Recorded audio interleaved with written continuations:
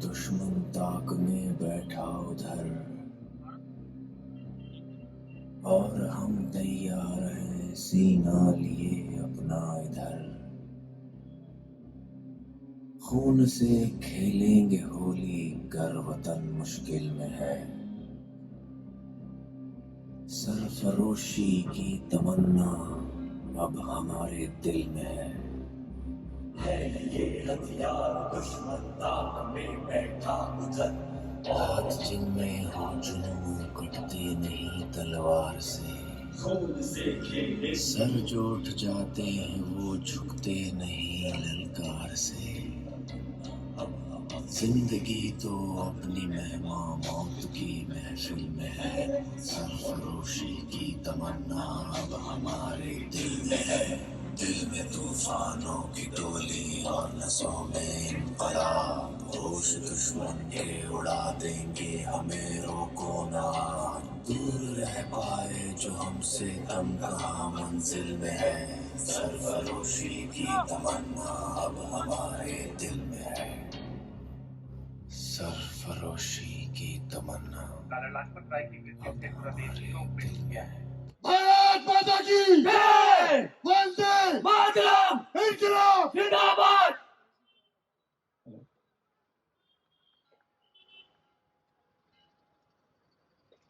कानपुर में चंद्रशेखर आजाद अक्सर गणेश शंकर विद्यार्थी के समाचार पत्र प्रताप के दफ्तर उनसे मिलने आया करते थे। प्रेस से कुछ ही दूरी पर विद्यार्थी जी का कमरा था। आजाद वहीं रुक जाया करते थे। भगत सिंह खुद भी वहां बलवंत सिंह के नाम से प्रताप प्रेस में रहकर गणेश शंकर विद्यार्थी जी से पत्रकारिता सीख रहे थे। जब भगत सिंह को यह बात पता चली कि आजाद जी वहां आ रहे हैं तो उन्होंने उनसे मिलने की इच्छा जताई। आगे आइए। आजाद जी, आजाद जी, मैं जब बोलूंगा तब। नमस्ते। ये भगत सिंह है, आपसे मिलने आए हैं। तो तुम आए हो पंजाब से? जी, आजादी की जंग में आपका साथ देना चाहता हूँ। चाहते तो हो, पर ये इतना आसान नहीं है। तुम क्या कर सकते हो देश के लिए? आजादी इनकलाब से आएगी और इनकलाब के लिए कुर्बानी की जरूरत होती है, खून की जरूरत होती है। बंद कोठरियों में बड़ी बड़ी बातें करना आसान होता है।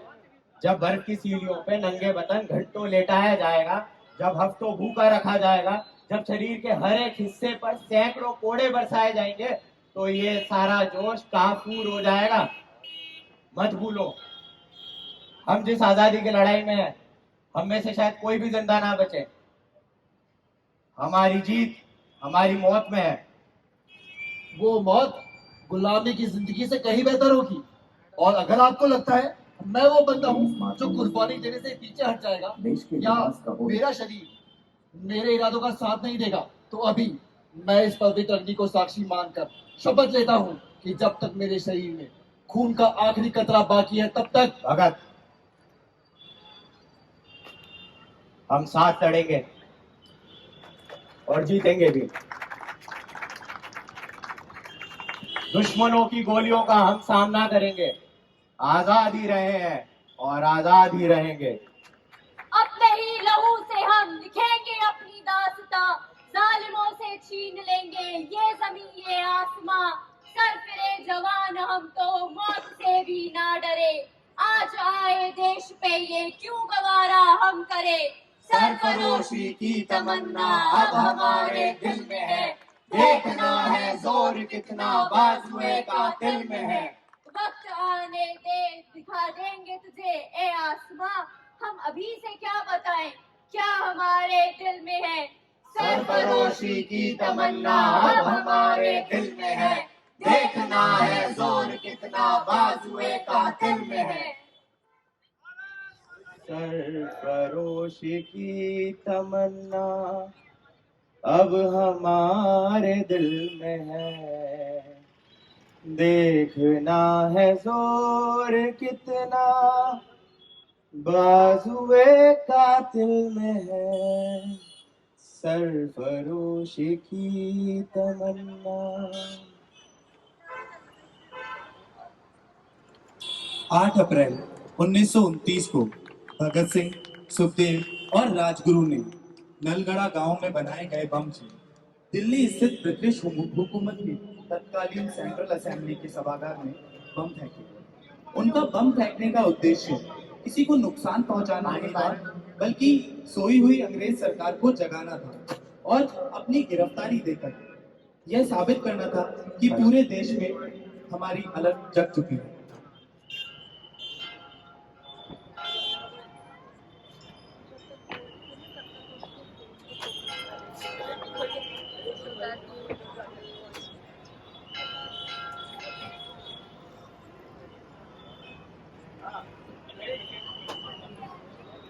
अपन उधर खड़े हैं।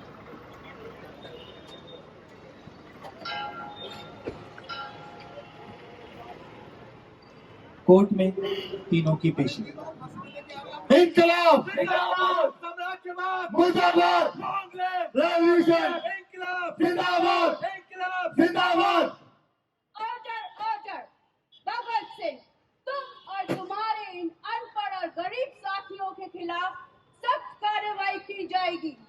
हमारा देश ना तो गरीब था और ना ही यहाँ के लोग अनपढ़।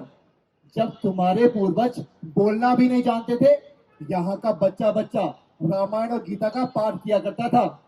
सोने की चिड़िया था हमारा देश। ईस्ट इंडिया कंपनी के नाम पर व्यापार करने आए थे ना तुम लोग। व्यापारियों के नाम पर लुटेरे हो तुम लोग, लुटेरे। तो क्या मायला, तुमको शर्म नहीं आती?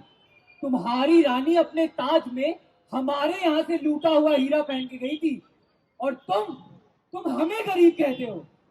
Order order. चुप हो जाओ तुम लोग। क्यों चुप हो जाए? हमारे देश में हमें ही चुप कहने वाले तुम लोग होते कौन हो? हम सच बोल के रहेंगे और तुम्हें सुनना पड़ेगा। अरे किस बात का घमंड है तुम अंग्रेजों को? निकल लो, अभी भी वक्त है तुम्हारे पास। कहीं 30 करोड़ हिंदुस्तानी एक साथ चीख पड़े ना, तो तुम 1,05,000 अंग्रेज बहरे होकर भागोगे। इंकलाब, जिंदाबाद, इंकलाब, जिंदाबाद। भारत माता की जय। भारत माता की जय। Order order. ये अदालत अपना फैसला सुनाती है।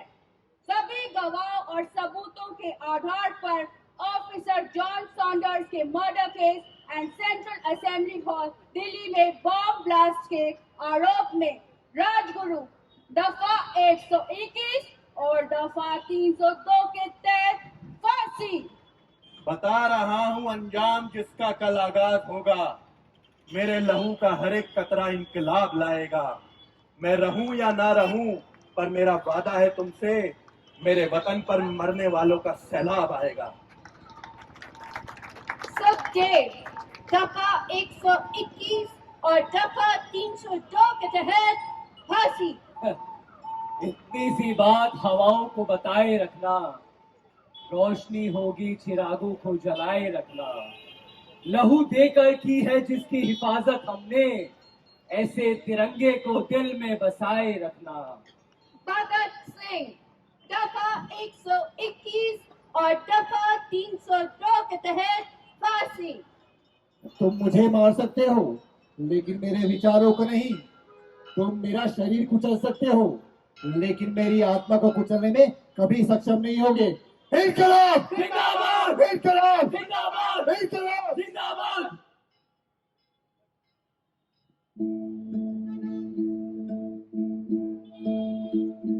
न डरो वर्षों जब जाए लरो, निश्चय कर अपनी जीत करो।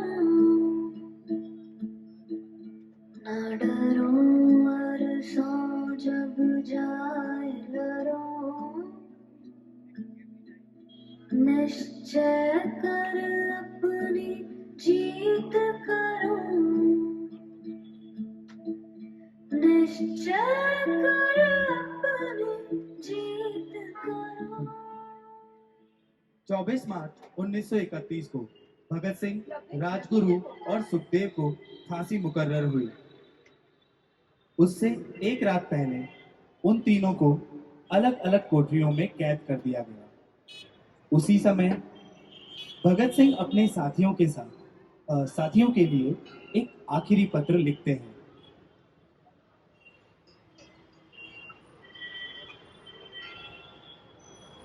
देश के इतिहास का वो दिन जब भगत सिंह, सुखदेव और राजगुरु को ब्रिटानिया सरकार ने फांसी पर लटका दिया। भगत सिंह को जब ये फांसी दी गई, उस वक्त उनकी आंखों में मौत का खौफ नहीं, बल्कि मां भारती के चरणों में अपना सर्वस्व न्यौछावर कर देने का सुकून था। उनकी आंखों में उनके जाने के बाद देश के हर युवा हृदय में भड़कने वाली स्वराज की ज्वाला की चमक थी। भगत सिंह ने फांसी के एक दिन पहले, यानी 22 मार्च 1931 को देश के नाम एक खत लिखा। उनका वही खत आज मैं आपको पढ़कर सुनाने जा रहा हूं।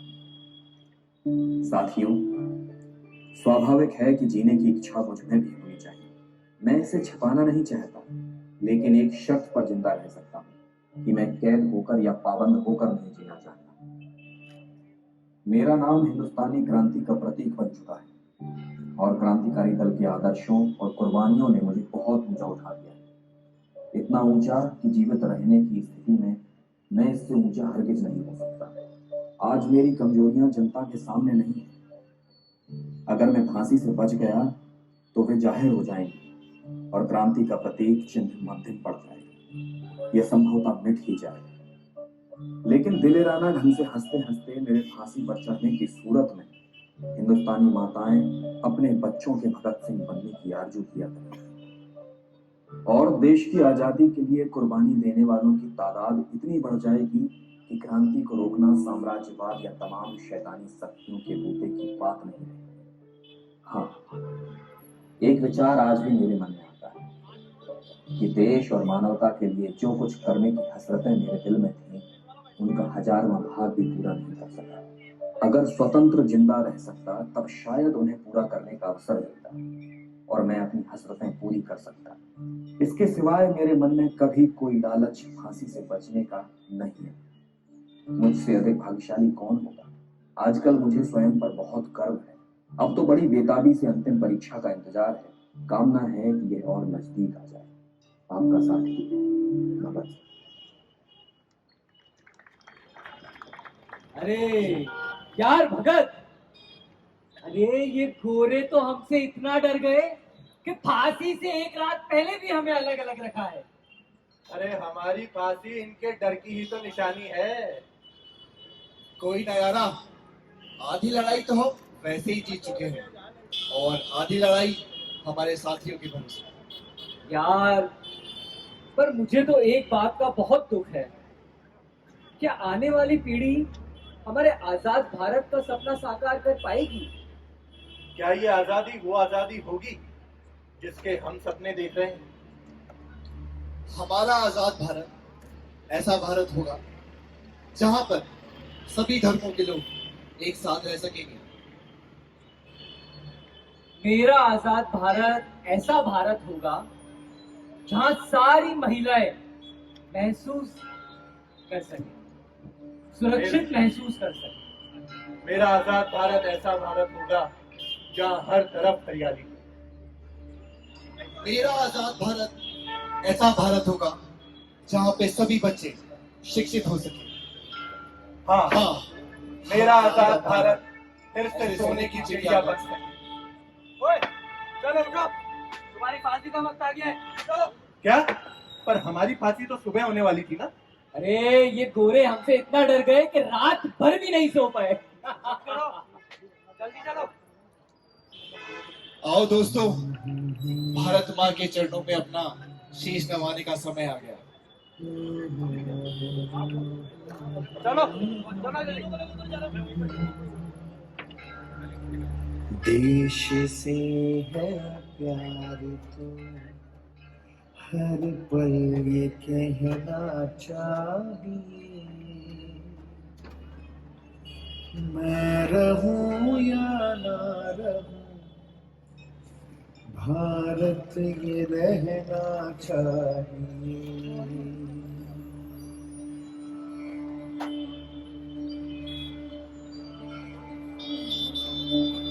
देश से है प्यार तो हर पल ये कहना चाहिए,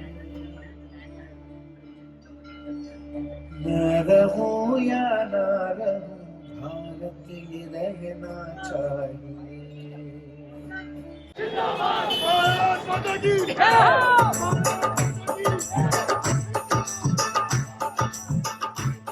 मेरा रंग दे जिंदाबाद जिंदाबाद जिंदाबाद जिंदाबाद भारत माता की जय भारत माता की जय इनकलाब जिंदाबाद भारत माता की जय मेरा रंग दे बसंती चोला रंग दे बसंती चोला माए रंग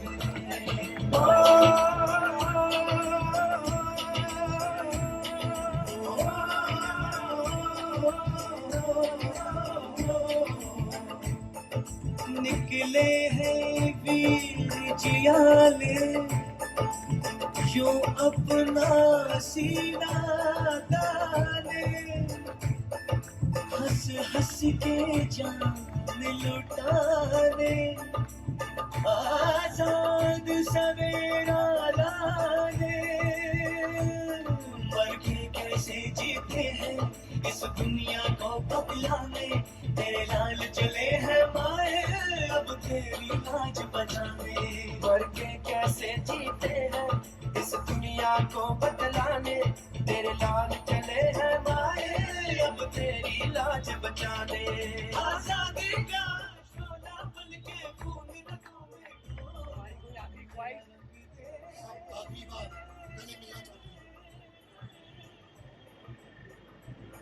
मेरा रंग दे बसंती चोला हेलो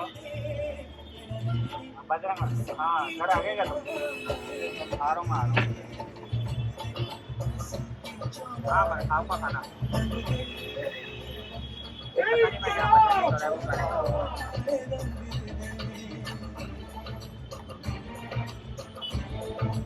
दादा ओ दादा रो क्यों रहा है बेटा